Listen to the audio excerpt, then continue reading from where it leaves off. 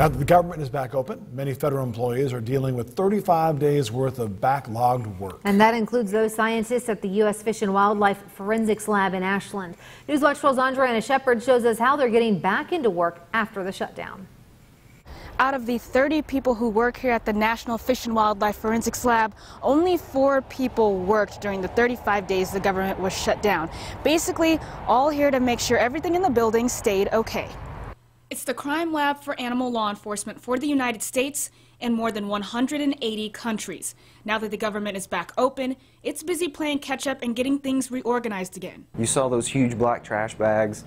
I have no idea where those came from. I don't even know what it is. I haven't had a chance to go through it. Like, stuff comes in and we just stuck it in the freezer and said wait till Johnny gets here. Yeah, Johnny will deal with it.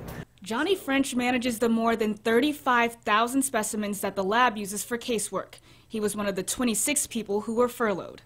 I love coming here. I am fortunate to get to come here and do what I do. And not being able to come here for 35 days, it was disheartening. I couldn't do something that I love. Unlike Johnny, Director Ken Goddard was one of those 4 working in the lab during the shutdown.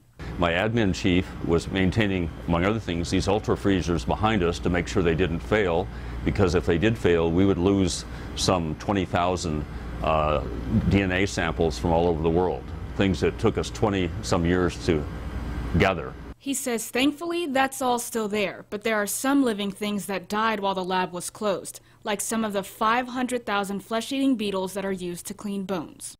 There might be 5,000 beetles in here. Before furlough, I probably had 500,000 in here. Since the government shut down, Johnny says some of the projects laid out for those beetles aren't done. And because he wasn't able to work, the lab also missed out on specimens employees were looking forward to. The employees tell me they're just happy to be back here doing what they love to do and hope they won't have to leave again in the next 3 weeks. In Ashland, Andrea Shepard, Newswatch 12.